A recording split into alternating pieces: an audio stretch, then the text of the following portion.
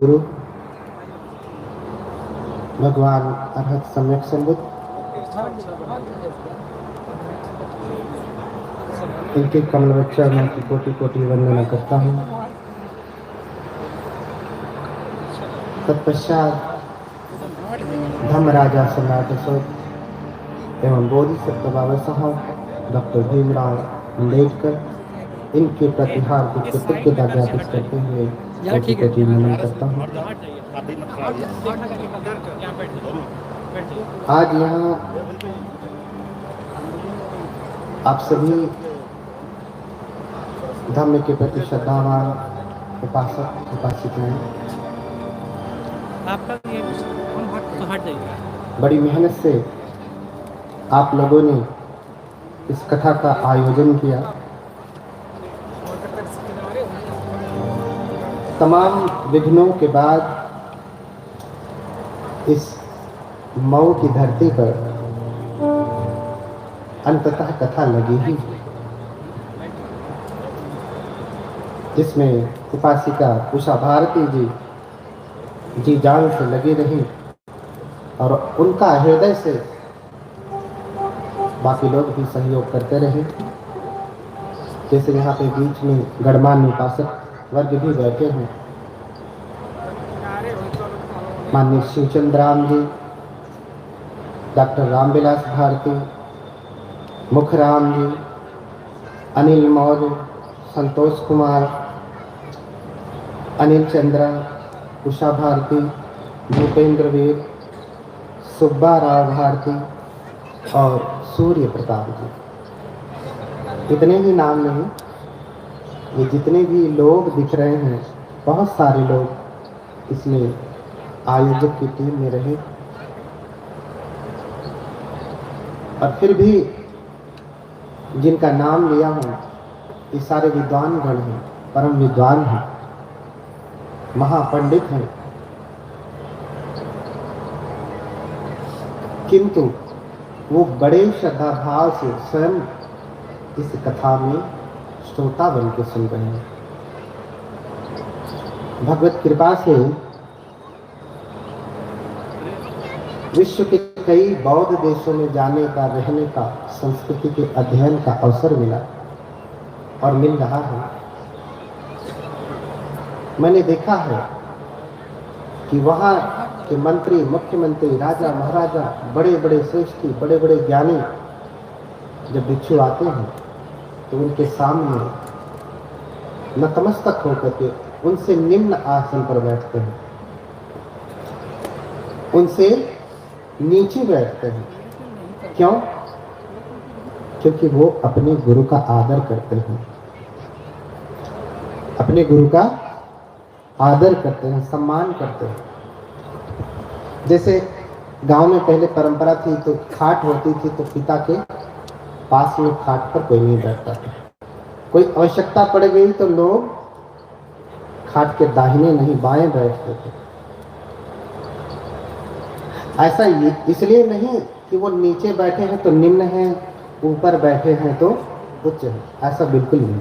बस इतना ही है कि अपने गुरुओं के प्रति आदर है। बुद्ध धम्म संघ को जो हम नमन करते हैं, हमने कहा बुद्धम शरणं गच्छामि, धम्मम शरणं गच्छामि, संघं शरणं गच्छामि। तो जब हम संघ कहते हैं, जब हम उनकी शरण जाते हैं, बुद्ध धम्म तो आप समझ रहे हैं, लेकिन जब हम संघ की शरण जाते हैं, थोड़ा सा आवाज तेज कर लो,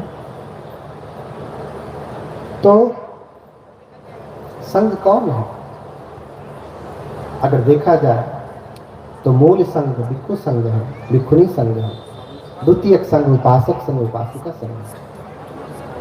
तो संघ की शरण जाने का तात्पर्य ही हुआ कि हम संघ का आदर करते हैं, संघ का सम्मान करते हैं। और ये सम्मान, ये गौरव बुद्ध के प्रति, धम्म के प्रति भारत में भी बढ़ रहा है।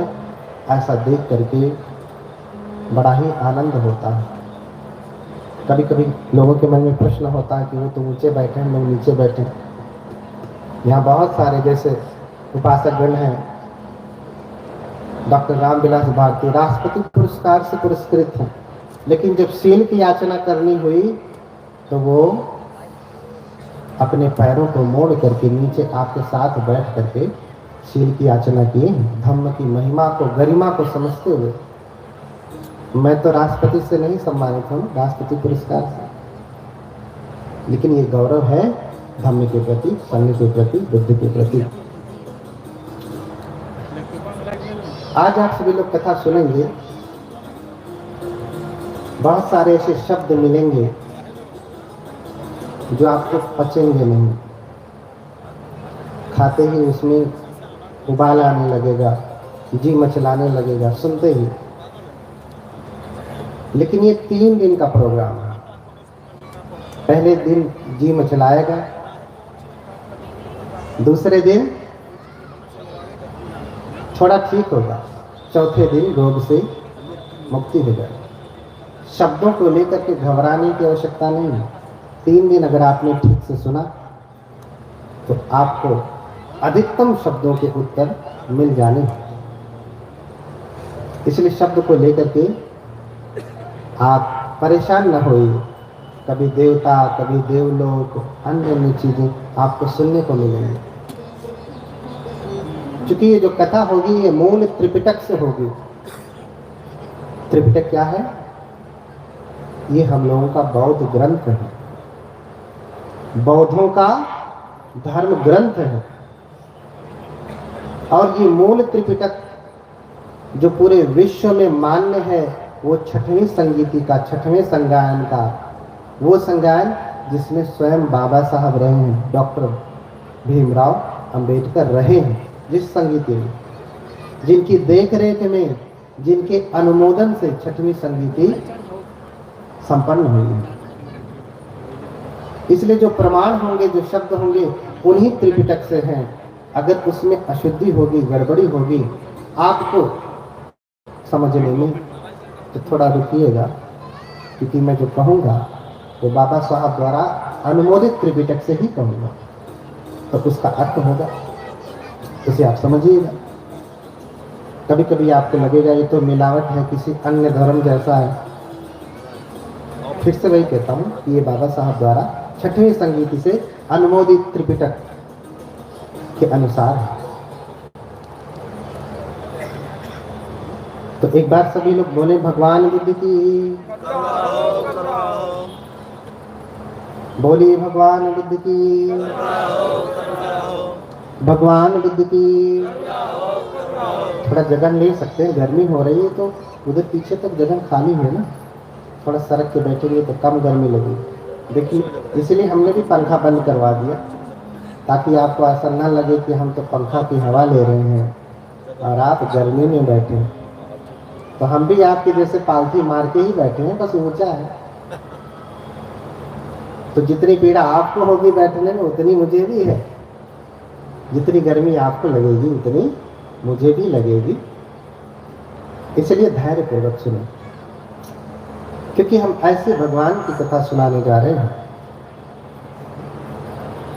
कथा तो बहुत सुनते हैं, कथा सुनने के बाद मन में प्रश्न आता है, या कभी कोई आपसे पूछता है कि अरे आप तो कथा सुन करके आए हैं, आपके भगवान तो ऐसा कर लेते हैं, वैसा कर लेते हैं, कभी हवा में उड़ जाते हैं, कभी ये लीला कर लेते हैं,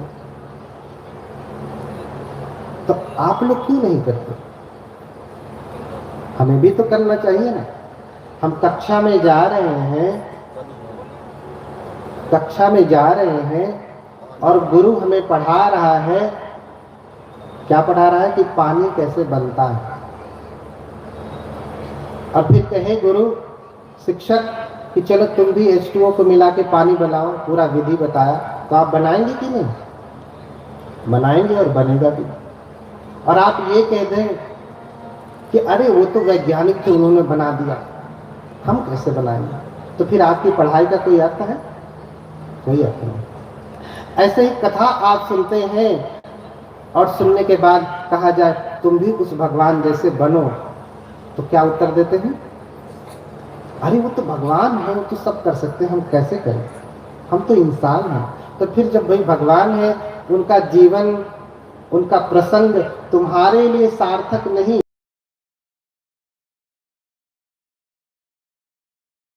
उनका प्रसंग तुम्हारे लिए सार्थक नहीं, ये कक्षा तुम्हारे लिए सार्थक नहीं, तो सुनने का कोई अर्थ है नहीं।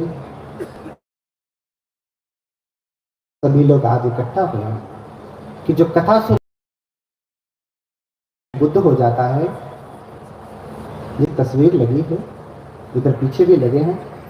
कैसे कोई एक व्यक्ति माँ के गर्भ से ही जन्म लेकर के बुद्ध हो जाता है और हम सभी माँ के गर्भ से आकर के ठीक से मनुष्य भी नहीं हो पाते हैं, सारा जीवन पशु का जीवन रह जाता है। क्या कारण है? क्या कारण है? तो आपको ये चरित्र सुनना पड़ेगा। अगर आप ठीक से सुनेंगे तो आपके जीवन में भी परम भगवत्ता जगेगी, आप भी भगवान हो सकते हैं। भगवान कौन? हाँ, भगवान कौन? अक्सर प्रश्न होता है कि भगवान किसे कहते हैं। बौद्ध धर्म में भगवान नहीं होते, अन्य लोगों को भगवान कहा जाता है। शब्दों को लेकर के लोग लड़ाई करते हैं, भगवाधारी भगवाधारी कहते हैं। आप शब्द भी देखें, भगवा, क्या भगवा शब्द संस्कृत में है? क्या भगवा शब्द हिंदी में है? क्या भगवा शब्द अंग्रेजी में है? हाँ, उर्दू में है, अरबी में है, फारसी में है, इटाली में है, किसी में है नहीं। किस में है? मूल पाली और प्राकृत में ही भगवान। प्राकृत में भी भगव शब्द है, पाली में भगवा है। और अगर हम ये कहें कि ये भगवाधारी भगवाधारी, तो आप किसको कह रहे हैं? बुद्ध को कह रहे हैं। किसको कह रहे हैं? बुद्ध को कह रहे हैं। क्यों? क्योंकि पाली में ही भगवा शब्द होता है, किसी अन्य भाषा में नहीं होता। और पाली बुद्ध की मूल भाषा, पाली बुद्ध की मूल भाषा। इसलिए भगवा शब्द समझे, भगवान किसे कहते हैं? भगवा माने भगवान। हिंदी में करेंगे तो भगवान हो जाएगा, हिंदी में भगवान हो जाएगा। पाली में कहेंगे तो भगवा हो जाएगा, भगवतो हो जाएगा, भगवंत हो जाएगा। भगवंत नॉमिनेटिव केस में भगवा भगवंत ही होता है। कथा में लिखा है ना, बुद्ध चरित भगवंत कथा। अब भगवंत से भी आपत्ति होती है, विभक्ति पढ़ेंगे। जैसे हर शब्द का रूप होता है, बालक का संस्कृत में बालक है, बालको बालक होता है ना, ऐसे पाली में बालको बालका होगा, दो ही वचन होते हैं। और भगव शब्द का, भगवा शब्द का भगवा ही होगा, भगवंत होगा, पहले ही विभक्ति एक वचन में। नॉमिनेटिव सिंगुलर केस में पठमा एक वचन में आपको भगवा भगवंत ही होगा। तो भगवा किसे कहते हैं? भगवान किसे कहते हैं? तो कहा कि भग्य रागो कि भगवा। भगवान किसे कहा? भग्य रागो कि भगवा, भग्य दोषो कि भगवा, भग्य मोहो कि भगवा, भाग्य स पाप का धमा, भगवाते न विच्छति। जिसने राग को भग्न कर दिया, क्या कर दिया? राग को भग्न कर दिया। राग क्या है? हमारी पांचों इंद्रियों के द्वारा जो आकर्षण होता है वही राग है। जैसे आंख से रूप देखा, रूप क्या है? जो भी चराचर जगत में दिखाई दे रही है आंखों से, ऑब्जेक्ट जो भी। हम आंख से सुंदर स्त्री देखते हैं तो क्या पैदा होता है? क्या पैदा होता है? राग की बड़ी सुंदर स्त्री। कोई स्त्री पुरुष को देखती है इन्हीं आंखों से तो क्या पैदा होता है? चक्षुना संपस्सजो रूपम उपपज्यति चक्षु विज्ञानम। जब आंख से हम रूप देखते हैं तो क्या पैदा होता है? चक्षु का विज्ञान पैदा होता है। वो अच्छा और बुरा दोनों हो सकता है। स्त्री सुंदर है तो बहुत सुंदर है, स्त्री कुरूप है तो अरे, ऐसे पुरुष के संदर्भ में। तो जिसने राग को भग्न कर दिया, आंखों से हम राग पैदा करते हैं। देखिए, हम हर चीज से स्वाद लेते हैं, स्वाद नहीं लेते। जिस चीज में स्वाद नहीं है वो चीज आप कभी भी नहीं खाते। अच्छा, स्वाद, आपने स्वाद लिया है? किस किस चीज से स्वाद लिया है बताएं?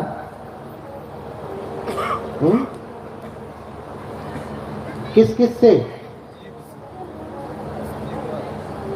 सलायतन फसजो रसंग में विमर्तति। जब हमारे क्षह आयतन उनके आलंबनों के साथ टकराते हैं तो व्यक्ति स्वाद लेता है। स्वाद, आज तक आप एक ही स्वाद जानते हैं, एक ही प्रकार का आहार जानते हैं, लेकिन बुद्ध 4 आहार कहते हैं। कितने कितने? 4 आहार कहते हैं। कौन कौन से? एक तो आहार आप जानते हैं, उसे कहते हैं कबलीकर आहार, कबलीकारो आहारो, कबलीकार आहार, अर्थात जिसे आप कबल बना के चबा करके चपक चपक चपक करके खाते हैं, वो क्या है? कबलीकर आहार। फिर क्या है? मनोसंचेतन आहार है। फिर क्या है? स्पर्श आहार है। फिर क्या है? विज्ञान, जिसे हम हिंदी में कहेंगे विज्ञान, विज्ञान आहार। ये 4 प्रकार के आहार हैं और इन्हीं के द्वारा, इन आहारों को हम लेते कैसे हैं? इन्हीं 5 इंद्रियों के द्वारा लेते हैं। आंख, कान, नाक, जीभ, त्वचा और मन। एक 6वीं इंद्री जुड़ती है जिसके द्वारा हम सारे रसों का आनंद लेते हैं। अच्छा, जिस चीज में स्वाद नहीं उसे आप खाते हैं? खाना कौन सा खाया? भोजन कौन सा किया? जिसमें स्वाद है। एक दिन अगर स्वादिष्ट भोजन न मिला तो आपका पेट न भरेगा। भरता है? नहीं भरता। हर चीज में तो आप तो स्वाद बस इतना ही जानते हैं कि यही स्वाद है, लेकिन नहीं, आंखों से भी स्वाद है। आपने वस्त्र कौन सा पहना? जो आंखों को स्वादिष्ट, आंख के द्वारा स्पर्श हुआ तो जो विज्ञान पैदा हुआ है, जो स्वादिष्ट लग रहा है, वही स्वादिष्ट वस्त्र आपने पहना नहीं पहना? आपकी अलमारी में हजारों जोड़े कपड़े रहे होंगे, हाँ? ऐसे गए होते, हाथ डाले होते, पीछे निकाल लिया, ये पहन लिया, ऐसा किया क्या? देखा कि इन हजारों में भी कौन सबसे ज्यादा स्वादिष्ट है, वही कपड़ा पहना है, वही वस्त्र पहना। ऐसे ही कान से व्यक्ति स्वाद लेता है, कान से स्वाद लेता है। बढ़िया गीत चले तो आदमी स्वाद लेता है, गाली देवे तो फिर स्वाद नहीं ले पाता, सारा रस खत्म हो जाता है। ऐसे स्पर्श से स्वाद लेता है। स्पर्श का सबसे उच्चतम स्वाद स्त्री पुरुष का भोग है। उससे बड़ा राग क्या है? उससे बड़ा राग है कोई? नहीं, कोई राग नहीं। ऐसे ही कानों को शब्द सुन करके, नासिका से गंध को ग्रहण करके, इत्र कौन सा लगाया, परफ्यूम कौन सा लगाया, वही। कोई भी आया दुकान से और दे दिया, लो भैया ये ले जाओ, आपने ले लिया? नहीं, जिसमें आपको स्वाद आया, नहीं ये स्वादिष्ट लग रहा है नासिका के द्वारा, वही आपने लगाया। तो ऐसे ही 6 इंद्रियों से, 5 शारीरिक इंद्रिय हैं और 1 मानसिक इंद्रिय। 6 इंद्रियों से जो स्वाद लेता है राग में फंसता है। इसलिए बुद्ध ने कहा, बुद्ध कौन है? भगरागोति भगवा, जिसने समस्त रागों को भग्न कर दिया। बुद्ध के भीतर कोई भी रस नहीं, रस लेने की कामना नहीं। आप उनको रूखा भोजन दे देंगे, रूखा भोजन कर लेंगे। वस्त्र तो कोई राजसी पहनते नहीं थे, हम लोगों के भीतर राग है, स्वाद है, बुद्ध के भीतर ऐसा नहीं था। बुद्ध तो पंचकूल पहनते थे। पंचकूल यानी पुराना फटा कपड़ा, उसको सिल करके चीवर बनाते थे और बुद्ध उसको पहनते थे। आंखों से कोई रूप देखा तो उसमें भी स्वाद नहीं, कान से कोई गीत नहीं सुनते। ऐसा जो आपके यहाँ गांव में जब खुशी होती है तो डीजे लग जाता है, ऐसा बुद्ध कोई गीत नहीं सुनते। बुद्ध धम्म पद का गायन सुनते हैं। इसलिए हमारे धर्म की जब संगीति हुई तो उसे कहा संगीति, साथ में गीति माने गायन करना, साथ में गायन करना। दूसरा शब्द दिया संगायन, साथ में गायन करना। आज कोई गा दिया तो कहते हैं भलते तो गीत वादित। अरे भाई तुम समझो, ऑर्केस्ट्रा वाले थोड़ी ना। हाँ, क्या गाया? बुद्ध की स्तुति गाया, धम्म के गीत गाया। तो भगरागोति भगवान, जिसने राग को भग्न कर दिया। भग दोषोति भगवान, जिसने दोष को भग्न कर दिया। दोष कहेंगे हिंदी में तो द्वेष होगा। किसी भी प्रकार की ईर्ष्या, जलन, क्रोध, अहंकार, ये सब कुछ जिसने त्याग दिया। बुद्ध तो छोटे से छोटे जीव के प्रति कारुणिक है, इसलिए बुद्ध को महाकारुणिक कहा गया। बुद्ध के जैसा धरती पे करुणावान आज तक कोई नहीं है। बुद्ध के जैसा, बुद्ध जिसके ऊपर करुणा करते हैं, मार करके भी लोग करुणा करते हैं, बुद्ध बिना मारे ही करुणा कर देते हैं। क्यों? क्योंकि बुद्ध परम सामर्थ्यवान है। अरे भैया, किसी को सुधारना है तो उसे बंदूक चला के मारना जरूरी है। इसलिए देश का संविधान बहुत विषम परिस्थिति में ही जाकर के फांसी की सजा देता है।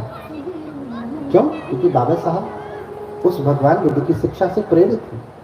जब कोई विकल्प ही नहीं बचता तब जाकर के मारने का विधान दिया गया संविधान।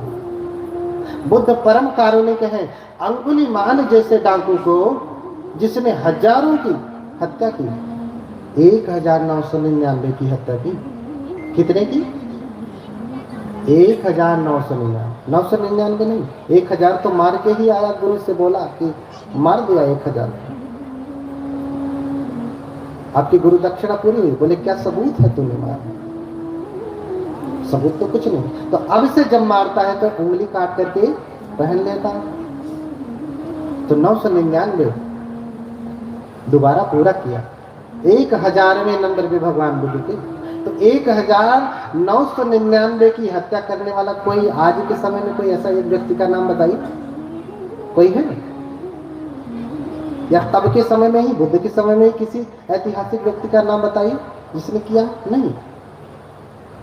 एक अकेले व्यक्ति ने इतने की हत्या नहीं की होगी। यहाँ तक कि बड़े बड़े राजा महाराजा भी अधिकतम मारे होंगे तो 100, 200, 500 मारे होंगे, इससे अधिक नहीं। लेकिन इसने 1999 की हत्या की। बुद्ध भी चाहते तो मार देते, राजा बिंबिसार, प्रसेनजित आदेश देते मरवा दो। लेकिन बुद्ध किसी को मारते नहीं, क्योंकि बुद्ध के भीतर किसी के लिए द्वेष नहीं है।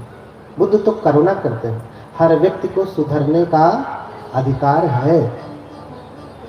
हर बीज जम सकता है अगर आप उसे उचित भूमि, उचित जलवायु देंगे तो इसीलिए कहा कि तद्धर्म सर्वदेहिना। वो बुद्धत्व का बीज, वो ज्ञान का बीज समस्त देहधारियों में है। कोई भी प्राणी हत्या के योग्य नहीं है। इसलिए बुद्ध कहते हैं कि किसी को मारे नहीं, मैत्री करें। और जब किसी से आप मैत्री करेंगे तो मारने की नौबत नहीं आएगी। आप अपने बेटे को मार सकते हो, बेटी को मार सकते हो?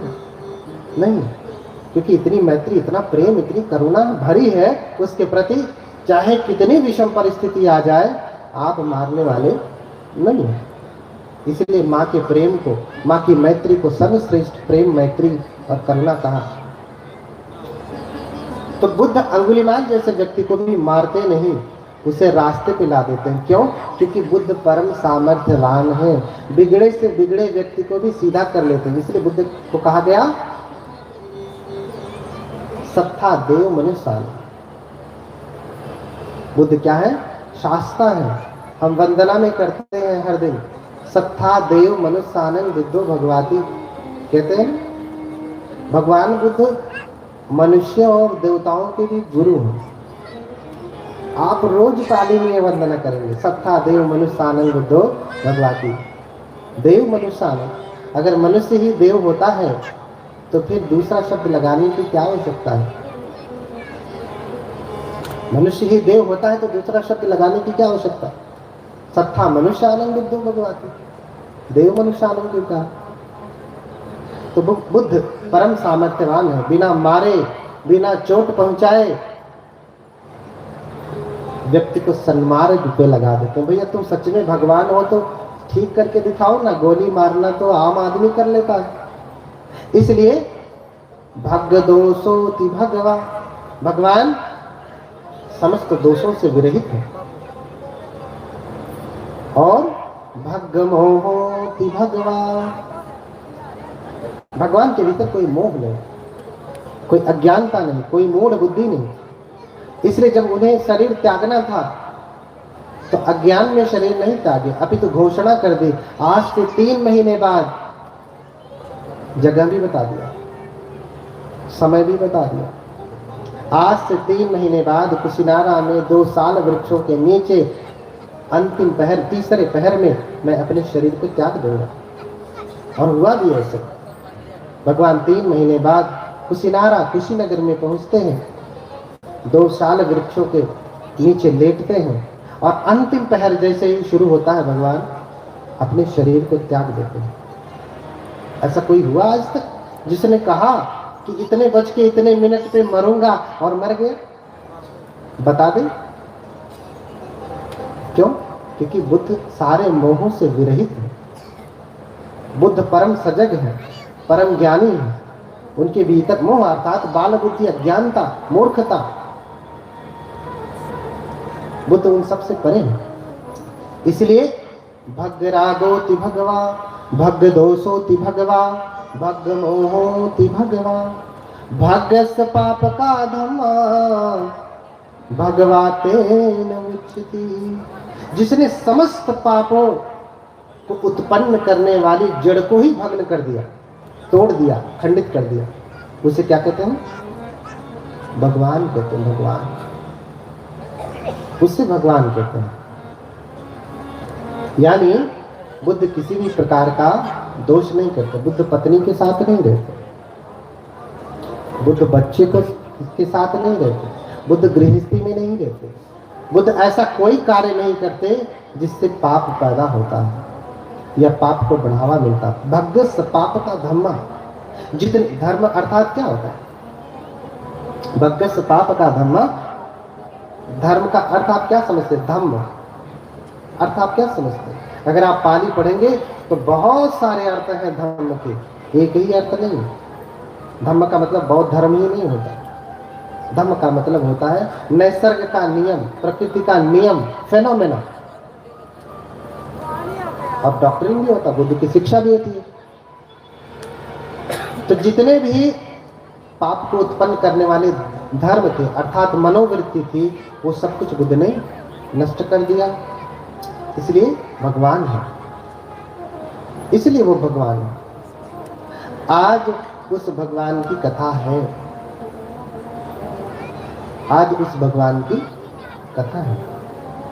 उसी भगवान की कथा को कहने आए हैं। ऐश्वर्यस्य समग्रस्य रूपस्य असतः श्रियः। इसकी व्याख्या अंत में करूंगा।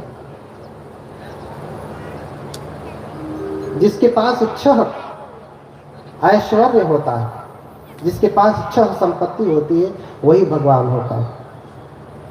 इन कथाओं में 6 संपत्तियों की व्याख्या हो जाएंगे, फिर बताऊंगा ये संपत्तियां हैं। ठीक है, बोलिए भगवान बुद्ध की। तो ऐसे भगवान के रास्ते पे चलना है ताकि हमारे भीतर की अज्ञानता दूर हो, हमारे भीतर ज्ञान का प्रकाश जगे। ये तय जानिए, बुद्ध को मानने वाला कभी भी प्रताड़ित नहीं होता। आप विदेशों की बात छोड़ दीजिए, भारत में ही कोई ऐसा राज्य बता सकते हैं जहां सिर्फ बौद्ध लोग हैं? सुना? बता सकते हैं? सिक्किम का नाम सुना? बता सकते हैं? सिक्किम का नाम सुना है? पूरे बौद्ध लोग हैं। यहां तक कि अरुणाचल में भी बौद्ध लोग हैं। आप जाएंगे हिमाचल में तो अधिकतम संख्या तिब्बती बौद्ध धर्म को मानने वाले हैं। लद्दाख जाएंगे, पूरे कौन है? बौद्ध। कभी आपने सुना वहां पे ऐसा होता? अपवाद तो हर जगह है, लेकिन आपने सुना कि वहां किसी के साथ दुर्व्यवहार हो रहा? जैसे आज आपके प्रदेश में खड़े खड़े बहन बेटियों की इज्जत नहीं रह जाती, ऐसा आपने सुना कभी किसी न्यूज़पेपर में? सुना होगा तो वर्ष में एक आध बार। कितनी बार? वर्ष में एक आध बार। क्योंकि बुद्ध का ही वचन है, यो हवे रखति धम्मं धम्मं रखति सो परे। क्या कहा? जो धर्म का पालन करता, रखति माने रक्षा करना। क्या करना? रक्षा करना। तो धर्म की रक्षा कैसे होगी? उसका पालन करने से होगी। आपने गाड़ी ले लिया और लाके खड़ी कर देंगे तो गाड़ी सुरक्षित बची रहेगी? कभी चालू मत करिए, कभी कुछ मत करिए, चलाइए मत। आपकी ये भौतिक गाड़ी भी अगर आप 1 वर्ष तक ला करके खड़ी कर देंगे तो वो चलेगी नहीं। तो रक्षण कैसे होता है? उसका पालन करने से। तो यो हवे रखति धम्मं धम्मं रखति सो परे। जो धर्म की रक्षा करता है, धर्म भी उसकी रक्षा करता है। इसका ज्वलंत उदाहरण आप अपने देश में ही देख सकते हैं। बाकी बौद्ध देशों में जाने की तो जरूरत ही नहीं है। बौद्ध देशों में जाने की जरूरत नहीं है। इतना सामर्थ्य है भगवान बुद्ध के धम्म में, भगवान बुद्ध की शिक्षा में, भगवान बुद्ध के ज्ञान में। आज उसी की कथा सुनेंगे कि कैसे जन्म हुआ, कैसे ज्ञान प्राप्त किया और क्या क्या उपदेश दिए। और ध्यान से सुनना कि कैसे कोई व्यक्ति बुद्ध हो सकता है। आज आप अपने बेटे को क्या बनाना चाहते हैं? बेटी को क्या बनाना चाहते हैं? IAS, PCS, डॉक्टर, इंजीनियर, सब कुछ बनाना चाहते हैं। लेकिन एक अच्छा इंसान बनाना चाहते हैं? वो डॉक्टर इंजीनियर तो हो गया, लेकिन इंसान बना? मम्मी पापा की ही बात नहीं मानता। क्यों? क्योंकि उसने धम्म को जाना नहीं। वो जानेगा कैसे? आपके माध्यम से जानेगा। जब आप उस धम्म का अभ्यास करेंगे तो वो भी करेगा ही। वो परंपरा से ही आता है, परंपरा से ही आता है। हर कोई डॉक्टर, इंजीनियर, प्रोफेसर बनाना चाहता है, अपने कोई बेटे को बुद्ध नहीं बनाना चाहता। इतना आसान नहीं है, लेकिन कम से कम इच्छा तो होवे कि हम बुद्ध बनेंगे, अरहत बनेंगे। हाँ, बुद्ध से पहले की अवस्था है बोधिसत्व। वो जो तस्वीर लगी है ना, किसकी लगी है? किसकी लगी है? बोधिसत्व की। किसकी? बोधिसत्व की तस्वीर लगी है। बोधिसत्व होने वाले बुद्ध होते हैं। द बुद्धा टू बी, होने वाले बुद्ध। इसीलिए कहा बोधि का सत्व है। सत्व यानी प्राणी, होने वाले प्राणी हैं, होने वाले बुद्ध हैं। और उन्हीं को आप मानते हैं, लेकिन बोधिसत्व की चर्या कैसी है आपको समझना पड़ेगा। तो ये चर्या आपको बुद्ध कथा ही बताएगी। बहुत समय पहले की बात है, बहुत समय पहले की बात है। अमरावती नाम का एक नगर था, क्योंकि भारत पूरी तरीके से बदल गया। आज आप अमरावती कहेंगे तो उधर महाराष्ट्र में है, उधर ही कहीं अमरावती है, क्योंकि भारत की पूरी भौगोलिक दशा ही बदल गई। तो कप्पे सत सहस्रे च चतुरो च असंख्ये अमरम नाम नगरम दर्शनेयं मनोरमम्। कप्पे सत सहस्रे, देखिए आप ध्यान से समझें। कप्पे सत सहस्रे चतुरो च असंख्ये, कल्प बहुत सारे होते हैं। कल्प यानी कल्प। एक कल्प होता है जिसे हम आयु कल्प कहते हैं, दूसरा कल्प होता है अनंतर कल्प, तीसरा कल्प होता है असंख्य कल्प, और अंतिम जो कल्प होता है वो क्या होता है? महाकल्प। ये 4 कल्प होते हैं। अब कल्प किसे कहते हैं? कल्प किसे कहते हैं? कल्प समय को नापने का एक पैमाना है। जैसे हम समय को कैसे नापते हैं? 1 सेकंड, 2 सेकंड, 1 मिनट, 2 मिनट, 1 घंटे, 2 घंटे, 1 महीने, 2 महीने, 1 वर्ष, 2 वर्ष, ऐसे नापते हैं ना। लेकिन कुछ समय इतना लंबा होता है कि इसे महीने, 2 महीने, वर्षों में भी नापा नहीं जा सकता, इतना लंबा होता है। तो इसे नापने के लिए कल्प कहा, उसे नापने के लिए कल्प दिया। और कितना कल्प? कप्पे सत सहस्रे, 100,000 कल्प, चतुरो च असंख्ये, और 4 असंख्य कल्प, 100,000 आयु कल्प और 4 असंख्य कल्प। मैंने 4 प्रकार के कल्प बताए, उसमें तीसरे नंबर का कल्प है असंख्य कल्प। एथंतरे यं चरितं सभ्यते बोधिपाचनम्। एक कल्प समझिए, आयु कल्प कितना होता है? आयु कल्प आप समझते हैं 100 साल का होता है, 100 से अधिक होगा, उसे हम आयु कल्प कहते हैं। लेकिन बुद्ध जिस कल्प की बात कर रहे हैं, जिन कल्पों में होते हैं, वो कल्प बड़ा लंबा होता है।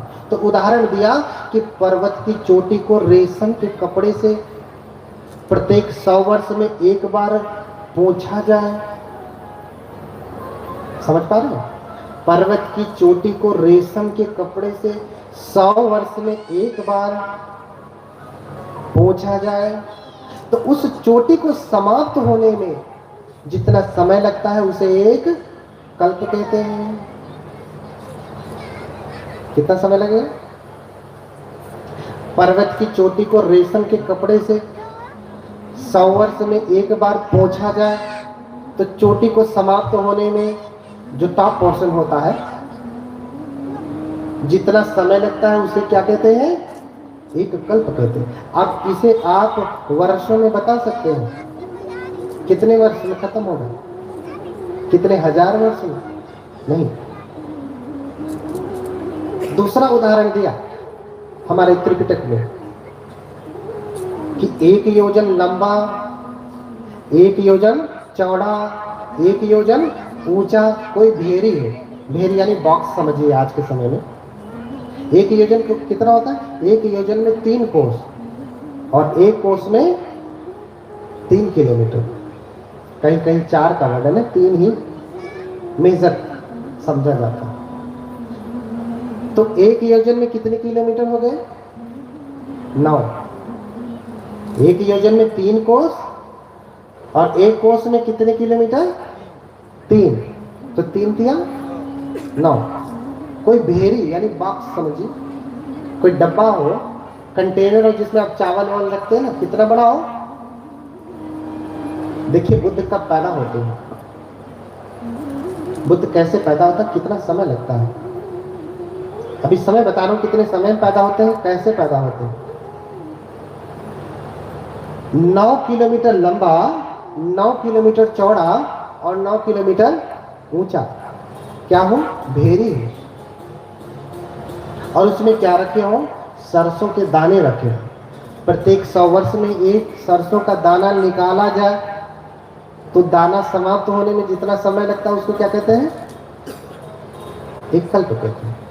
ये कल्प की व्याख्या उसी त्रिपिटक से है जिस त्रिपिटक का अनुमोदन स्वयं बाबा साहब ने किया। ये बुद्धों का कल्प है, उत्पन्न होने का समय है। बुद्धों के उत्पन्न होने का समय है। तो इसको आप कितने वर्षों में गणना करके बता सकते हैं?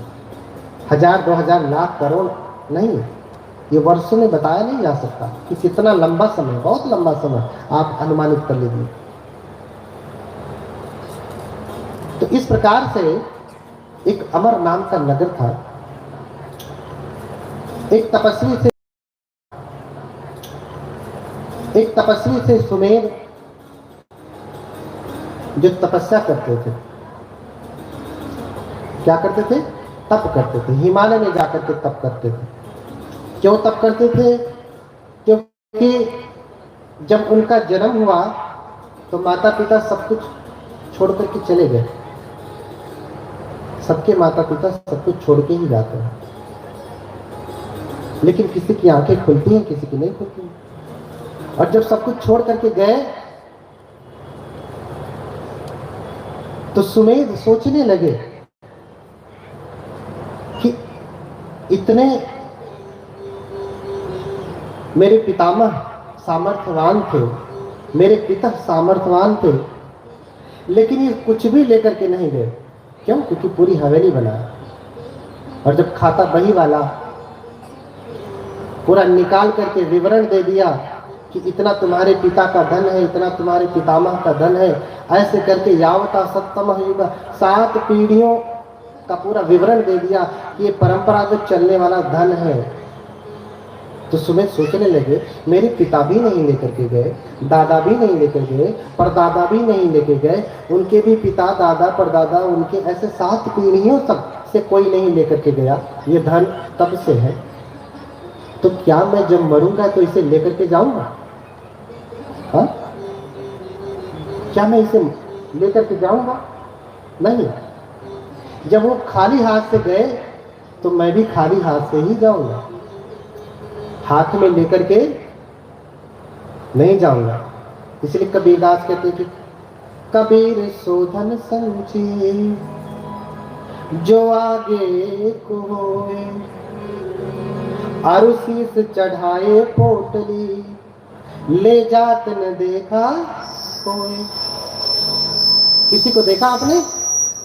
ऐसे धन का संग्रह करें जो आगे को होए, अर्थात आपके साथ वो धन चले। जहां आप जाए आपके साथ आपका धन जाए। तो कौन सा धन जाएगा? जो अलमारी में रखा है, कि जो बैंक में रखा है, कि जो आपने यहाँ पे बनाया है, ये जाएगा? तो इसलिए कबीरदास कहते हैं कि कबीर सोधन संजिए जो आगे को होए, जो आगे आगे चले, आपके साथ चले। क्यों? क्योंकि शीश चढ़ाए पोटली, गठरी बांध करके देखा किसी को? ले जाते न देखा कोई। सर पे बांध करके कोई लेके जाता नहीं। अरे उस समय भाई गठरी थी, फट जाती होगी रास्ते में। आज तो बढ़िया बढ़िया सूटकेस है, लुई फिलिप्पी, तो कौन कौन सा है, भर लो इसमें, लेके जाना। महंगे वाले 10,000, 20,000, 1 लाख का बैग बनवा लो, उसमें लेके जाना। ले जा पाएंगे? नहीं। कोई ऐसा बैग नहीं बना, कोई ऐसी गठरी नहीं बनी जिसमें आप लाद करके लेकर के जाएंगे। तो यही सोच रहे हैं सुमेध कि मैं सर पे लाद करके लेकर के जाऊंगा नहीं। इसलिए मुनादी करवा देते हैं कि जिसको जो चाहिए सो ले जाए। मुनादी करवा दिया कि मेरे घर में जो कुछ भी है, जिसको जो चाहिए सो ले जाए। एक बार आप अपना घर खुला करके छोड़ दीजिए और कहिए जिसको जो चाहिए सो ले जाए। तो गरीब तो छोड़ दीजिए, धनवान भी लूटने पहुंच जाएगा। गरीब बाद में पहुंचेगा धन। अरे रुक, हमें तो पहले ही उसे अपना रब दिखा करके रोक देगा। हाँ? तो एक एक करके सारे, जिसे धन मिला सो धन ले गया, जिसे आसन मिला आसन ले गया, जिसे चारपाई मिली चारपाई ले गया, बेड ले गया, बिस्तरा ले गया, कंबल ले गया। हाँ? दरवाजा तक तोड़ के, खिड़कियां तक तोड़ करके लोग लेके चले गए। बस उनकी इमारत का ढांचा बना। देख करके सुमेध हंसते हैं कि कितने ज्ञानी लोग हैं। इन्हें लगता है मैं लुटा रहा हूं तो मैं खो रहा हूं, और ये लेके जाएंगे तो ये बचा लेंगे। हाँ? ये बचा लेंगे। इसलिए सब कुछ छोड़ दिया और ऋषि का वेश धारण कर लिया, सन्यासी का, प्रवचित का रूप धारण कर लिया। बुद्ध को भी ऋषि कहा गया। क्या कहा गया? धम्मं देशेसि महेशिनो। क्या हो गया हो?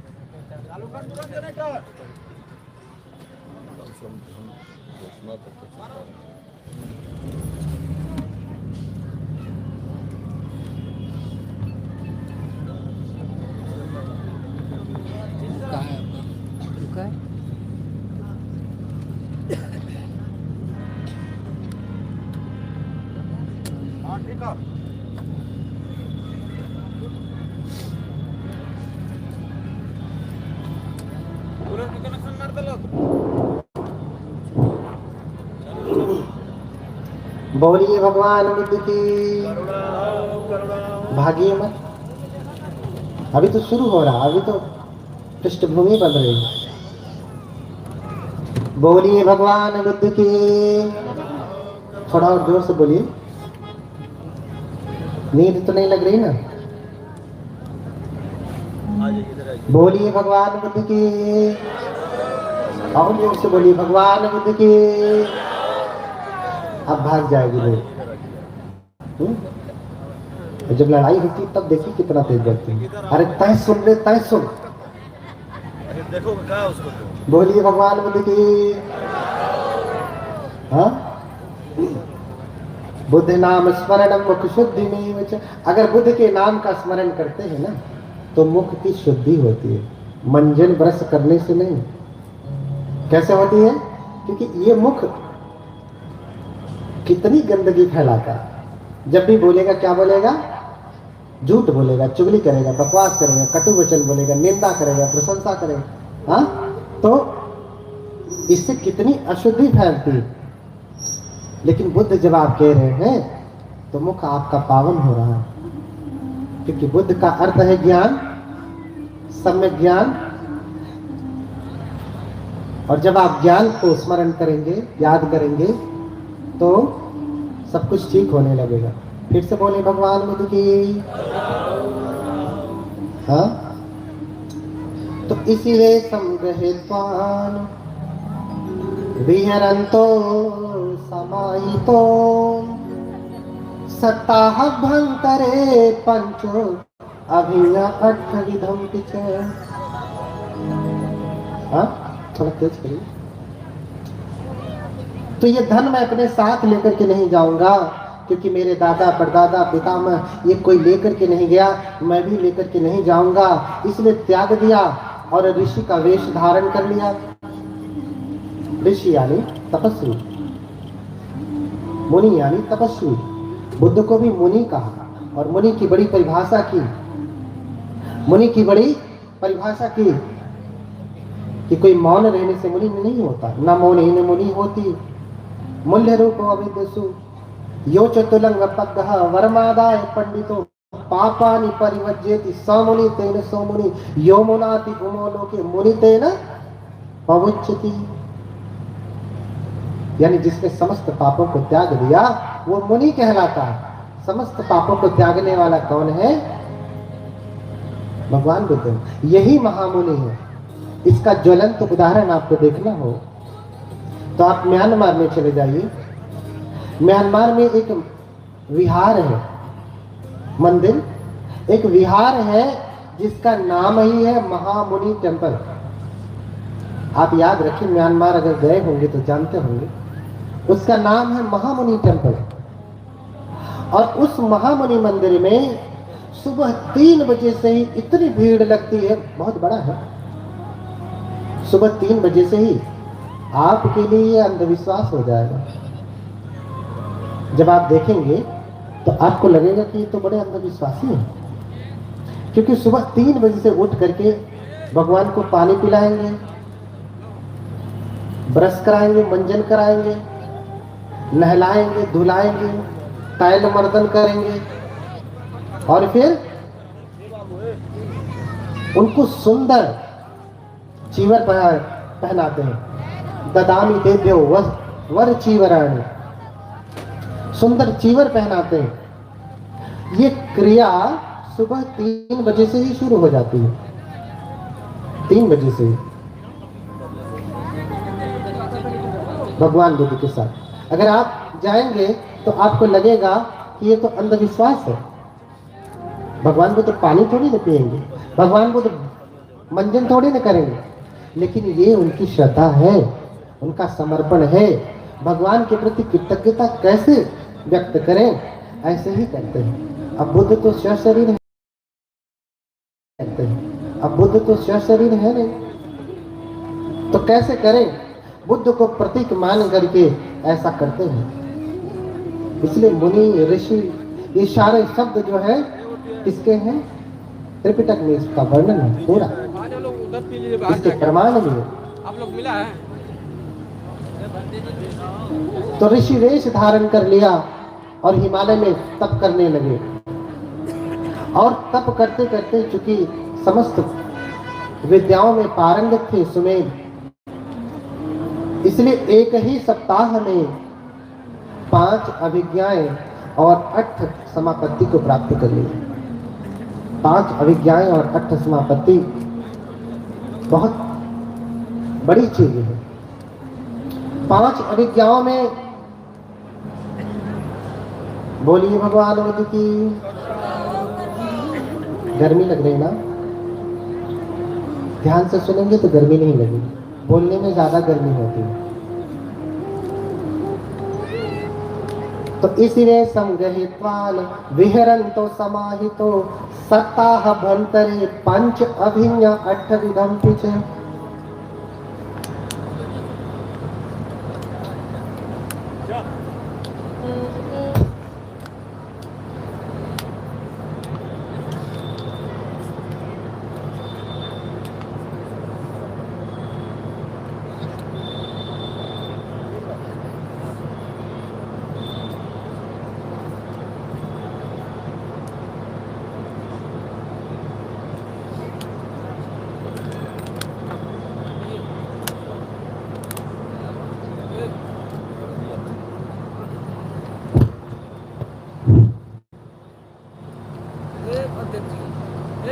थोड़ा सा समय मिला तो बात शुरू। नहीं सर, अरे रोज ही तो बतियावे के है। हाँ? थोड़ा सुन लीजिए, बात तो करना ही है। पहली बार मिली हो तो बतिया लीजिए, पहली बार तो नहीं मिली ना एक दूसरे से।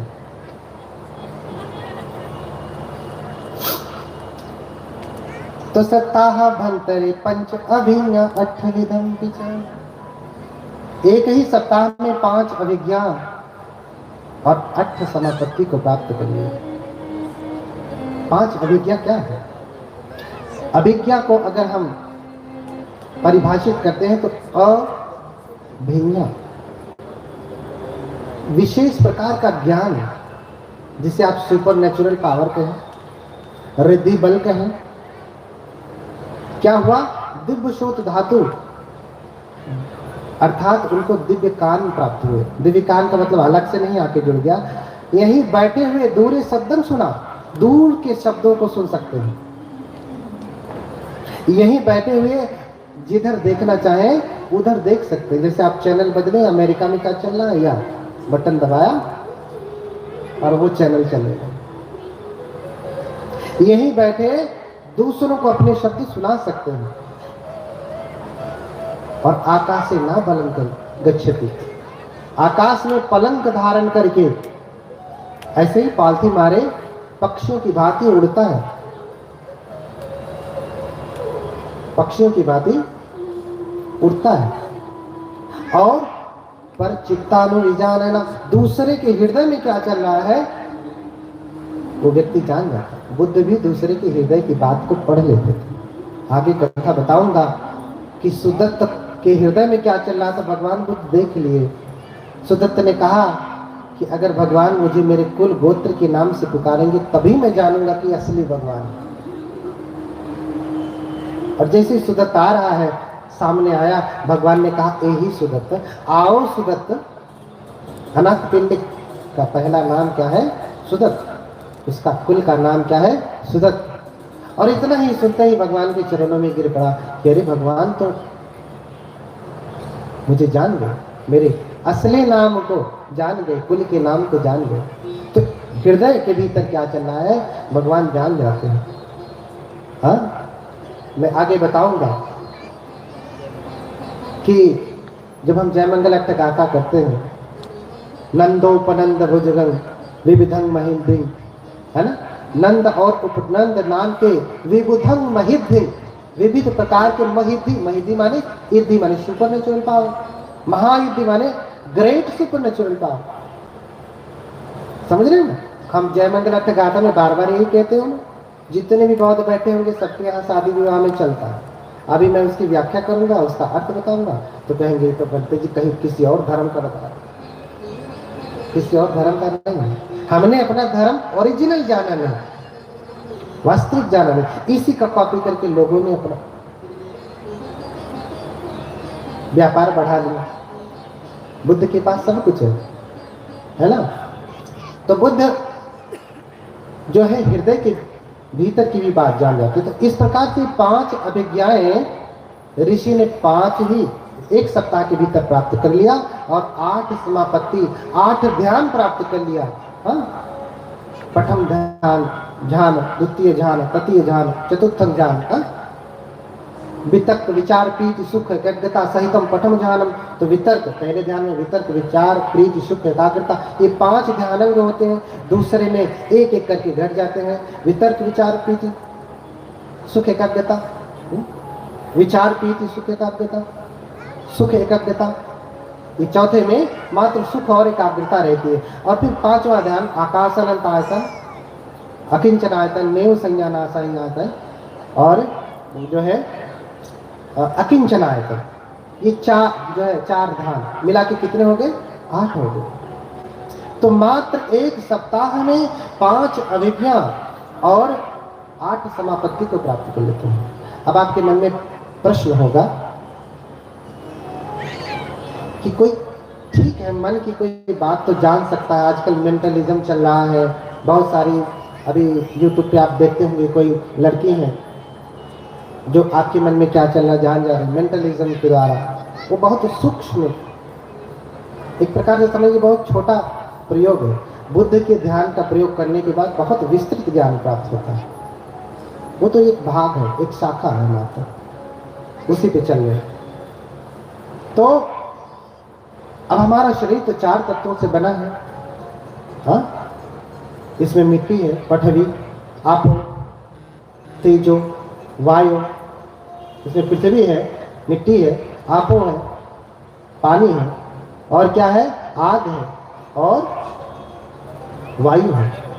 4 तत्वों से शरीर बना है। 5वां तत्व बाद में घेरता है। बौद्ध धर्म में इसलिए 5वें तत्व का उल्लेख नहीं है। क्यों? क्योंकि जब हम आकाश अनंत आयतन की साधना करते हैं तब आकाश तत्व घेरता है। जब हम समापत्ति के अभ्यास करते हैं, बुद्ध ने स्वयं इस ध्यान का अभ्यास किया, तब आकाश अनंत आयतन, तब आकाश धातु हमारे सामने आता है। तो हमारा शरीर 4 तत्वों से बना है, लेकिन कैसी अवस्था में है? सुषुप्तावस्था में है। हमारे में आग भी है, इस शरीर में भी आग है और बाहर भी आग है। लेकिन जब आप आग में हाथ डालते हैं तो क्यों हाथ जल जाता है? इस शरीर में भी पानी है, जल है, बाहर भी जल है, लेकिन जल में फेंक दिया जाए तो आप मर क्यों जाते हैं? बुद्ध नहीं मरते, बुद्ध नहीं मरते। बुद्ध तो पानी पे ऐसे चलेंगे। आप त्रिपिटक पढ़िए, जब भगवान उपदेश करने के लिए सारनाथ में आ रहे हैं तो नाविक से कहते हैं कि जरा मुझे पार उतार दो। बोला कि 10 कासार्पण लगेंगे, नहीं तो बैठो ही। शाम हो जाएगी, जंगली जानवर आएंगे, गंगा नदी को पार करना, कोई पुल नहीं। तो बोले भगवान कि मेरे पास तो कोई धन नहीं, तुम्हें मैं कोई श्रेष्ठी दिखता हूँ। बोले नहीं, धन है तो बैठिए, आप उधर जाकर भी क्या करें? कहकर कि उधर मुंह फेर करके बैठ गया और भगवान अपनी रिद्धि बल से गंगा नदी के जल पर ऐसे चलते चलते चलते इस पार चल रहा है और ऐसे घूम के देखता, अरे श्रवण गौतम तो महारिद्धशाली है, जल के ऊपर चलते हुए जाता। आपको आश्चर्य होगा, भगवान बुद्ध 3 बार श्रीलंका में गए। आप जाइए, इतिहास देखिए, वहां के पुरातत्व ने बोर्ड लगाया, यहाँ भगवान बुद्ध आए। हाँ, ये अभिज्ञा यौगिक बल है। जैसे एक यौगिक बल को आप समझ पा रहे हैं, मेंटलिज्म, कि मन में क्या चल रहा है, वो लड़की जान ले रही है, अभी बहुत कुछ जानना बाकी है। ऐसे ही भगवान बुद्ध की संपदा तो नष्ट हो गई ना, बहुत बुद्ध की संपदा तो नष्ट हो गई ना, बहुत कुछ था सीखने के लिए, जानने के लिए, सब नष्ट हो गया, क्योंकि हमारे विश्वविद्यालय, हमारी संस्कृतियां, ये सब कुछ नष्ट हो गई। तो ज्ञान संपदा भी भारत से विलुप्त हो गई।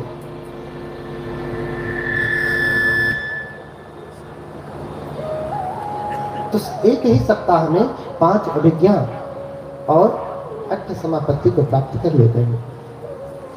और फिर जब इन सारे उपाधियों को प्राप्त कर लेते हैं, तो एक दिन आकाश मार्ग से गमन कर रहे थे, आकाश मार्ग से गमन कर रहे थे, और क्या देखा कि अमरावती में, अमर नगर में, दर्शनीय मनोरमं, जो सुंदर है, बहुत ही अच्छा है, हरे भरे पेड़ पौधे हैं, फल फूल से लदा है, और लोग वहां पे क्या कर रहे हैं, सफाई कर रहे हैं। एक नगर है, गांव समझिए, वहां सफाई कर रहे हैं। जैसे यहाँ पे भी जब कथा लग रही थी, लोग साफ सफाई, टेंट वेंट, साफ सज्जा, सब कुछ चल रहा है। दूसरे लोग पूछते हैं ना कि अरे क्या होने जा रहा है, जिनको नहीं पता तो कहेंगे भैया कथा होने जा रही, बुद्ध कथा होने जा रही। शोधे तमंज समदिस्वा ओ तरित्वा न भासहि किम तम अंजस शोधेस इति जनतम कुछ। क्या किए कि देखा उन्होंने कि सारे लोग साफ सफाई कर रहे, कोई रास्ता बना रहा, कोई पानी ला रहा, कोई आसन लगा रहा है, साज सज्जा चल रही। तो आते हैं और पूछते हैं कि आप किसके लिए इतनी तैयारी कर रहे हैं, किसके लिए इतनी तैयारी कर रहे हैं, क्या कोई आवाह विवाह है या राजा महाराजा आ रहे हैं? इतनी तैयारियां तो राजा महाराजा के आने पे ही होती है, आप इतनी तैयारी क्यों कर रहे हैं? तो उस अमर नगर के लोग कहते हैं कि अरे आप तो परम तपस्वी हैं, आपको नहीं पता, आप तो सब कुछ देख सकते हैं, आपने देखा नहीं। सुमेध त्वं न जानासि दीपंकर तथागतो। क्या कह रहे हैं? अरे सुमेध तुम नहीं जानते कि दीपंकर तथागत अपने शिष्यों के साथ यहाँ आ रहे हैं। सुमेध त्वं न जानासि दीपंकर तथागतो संबोधिमुत्तमं पत्वा धम्मचक्रमनुत्तरम् भिक्षु सतसहस्रैः चतुर्हि विमलैः तं निमन्त्रयन् दानेन मया लोकैकनायकम्। अरे सुमेध, तुम नहीं जानते कि आज इस नगर में दीपंकर बुद्ध आ रहे हैं। दीपंकर यही मऊ जिले में एक बुद्ध विहार है। हाँ? उस बुद्ध विहार के प्रबंधक पहले के जो रहे, उनका नाम क्या है? दीपंकर। पानी में दीपंकर कहते हैं।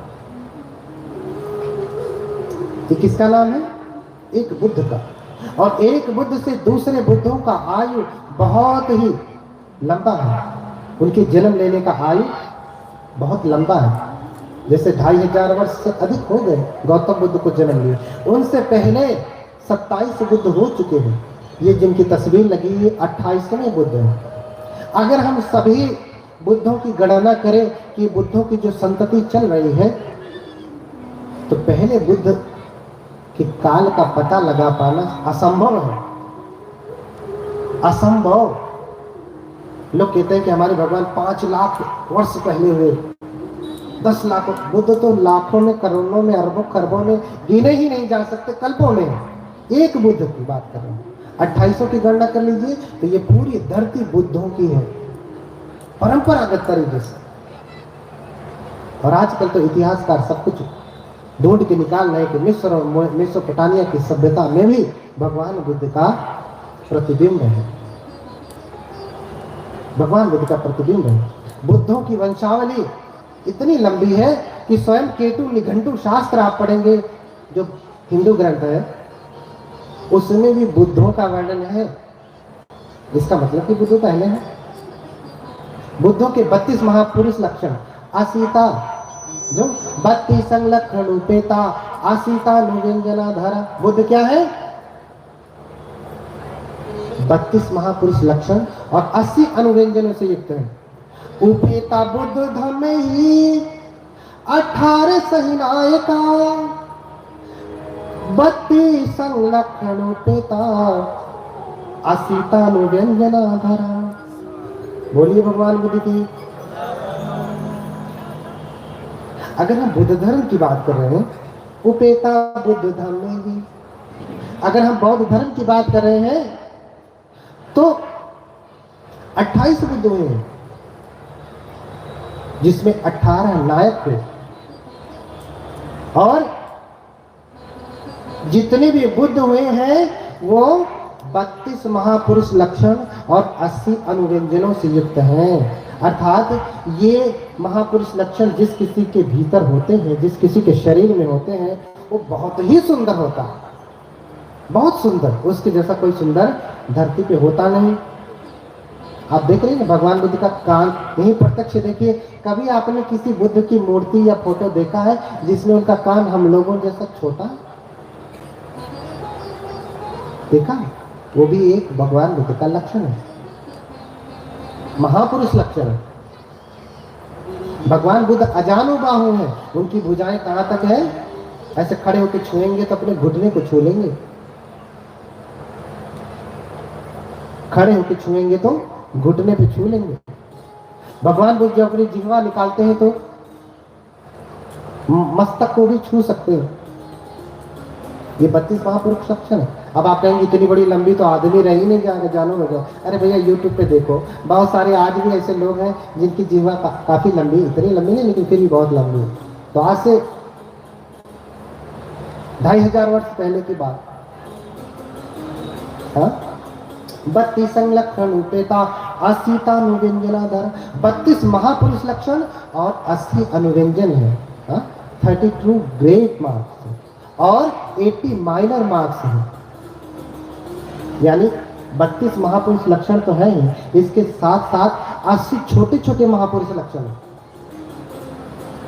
80 छोटे छोटे महापुरुष लक्षण। जैसे उनकी त्वचा पे कभी गंदगी नहीं बैठती। आपकी त्वचा पे गंदगी बैठ जाती है तो आप क्या करते हैं? तमाम फेस वॉश लगाएंगे, तो स्क्रबर लगाएंगे, तो भाप लगाएंगे, क्या क्या करेंगे, आपकी गंदगी छूट जाए चेहरे से, डेड सेल्स निकल जाए। लेकिन बुद्ध को ऐसा नहीं होता। बुद्ध को ऐसा नहीं होता। बुद्ध की त्वचा बिल्कुल वैसे ही है जैसे मोर के पंख, जैसे पक्षियों के पंख। पानी गिराएंगे, पानी उस पर टिकेगा नहीं, पानी उस पर टिकेगा। जैसे प्लास्टिक को पानी गिराया, पानी प्लास्टिक से चिपकता नहीं, ऐसे ही धूल मिट्टी सब कुछ भगवान के शरीर से चिपकता नहीं। बहुत गुण है, आगे बताऊंगा। अभी तो बस बता रहा हूं कि आपको आश्चर्य होगा कि श्रीलंका में भी भगवान बुद्ध 3 बार गए हैं। दूसरा ग्रंथ कहता कि 4 बार गए हैं। दूसरा ग्रंथ मह्यंगमं नागदीपं कल्याणं पदलांचन दिवा गुहम दीघवापि चेतियं च मोतिंजन। पढ़ लीजिए, पढ़ लीजिए। अब पढ़िए, उसके बाद जाके आंखों से देख करके आइए। वहां श्रीपाद भगवान बुद्ध का क्या है? श्रीपाद है। श्री श्री अभी किसी के सामने लिख दिया जाए श्री फलाने, श्री अनिल चंद्र, डॉक्टर श्री रामविलास भारती, तो अरे ये क्या लगा दिया? श्री क्या होता? अरे हम आशीर्वाद भी देते तो कहते हैं, पाली में कहेंगे तो सिरी कहेंगे, स पे छोटी की मात्रा, र पे छोटी की मात्रा, सिरी। अब उसे हिंदी में करेंगे तो क्या होगा? श्री होगा। संस्कृत में भी श्री होगा। श्री एक सम्मान का सूचक है, संपत्ति का सूचक है, वैभव का सूचक है। अब आप यहीं जाएंगे महाबोधि, सारनाथ में ही जाइए चाहे बोध गया में जाइए, लिखा रहेगा बोर्ड, क्या लिखा रहता? श्री महाबोधि। क्या लिखा रहता? आप देखते भी होंगे, क्या लिखा रहता है? श्री महाबोधि, श्री बोधि धूमराज, श्री बोधि सत्योत्पत्ति कथा, ये पूरा ग्रंथ भी रचा है।